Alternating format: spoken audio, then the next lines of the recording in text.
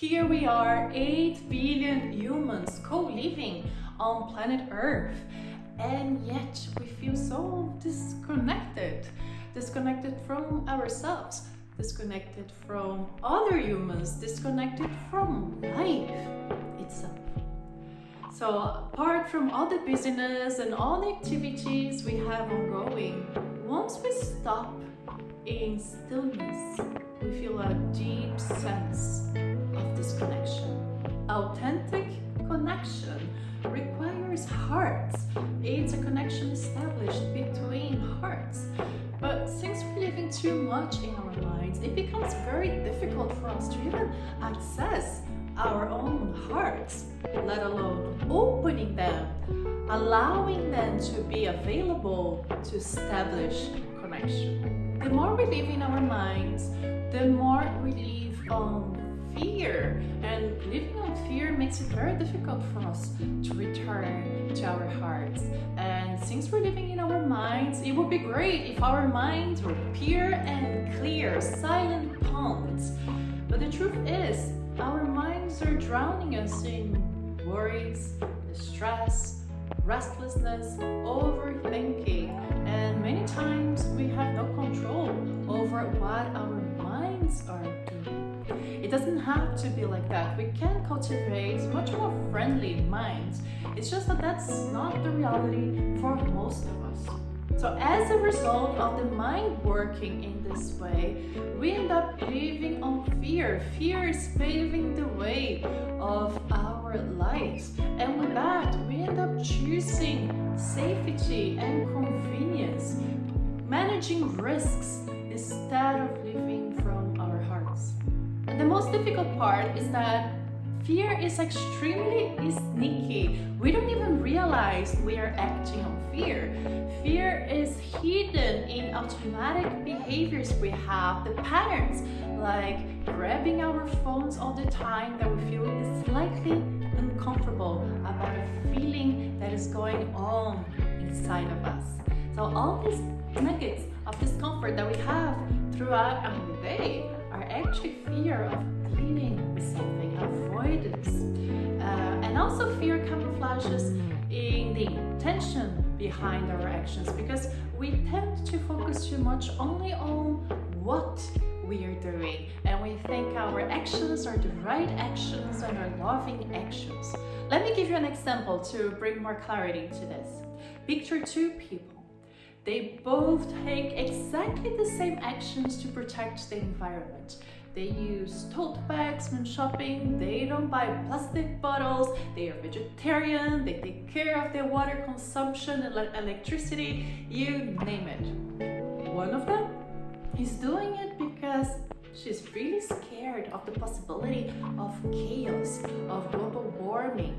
And so she's taking those actions to help the world to not get to that stage, but it's really about preventing something she's scared of.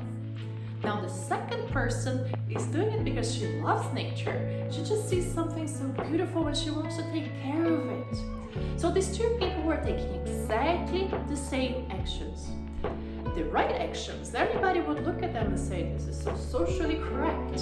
At the same time, they're doing from completely different places. And it is their intention, where they're doing things from, that actually shows if they're living from their hearts or their minds. The first one is clearly acting on fear, and the second one is acting on love.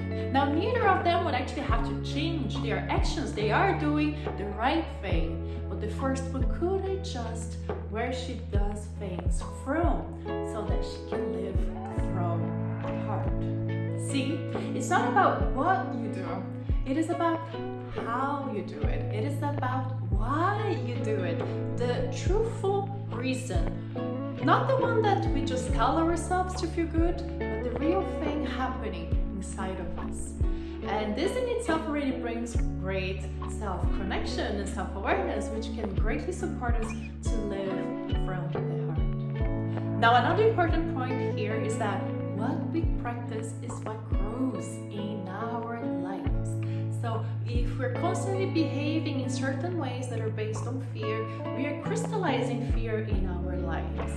And whereas if we start taking actions based on love, we start expanding love in our lives. But that also means that every time we act based on fear and we start repeating those actions, we're actually growing further and further away from our hearts, just increasing the amount of disconnection.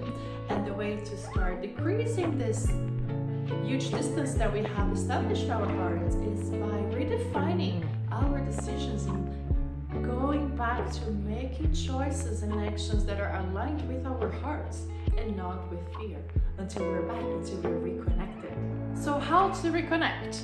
We have to choose our hearts, to choose based on love, create awareness of what is driving our decisions and dare to change them. Now, love living from the heart does take courage because it requires us to change our ways of seeing, our ways of feeling, our ways of acting.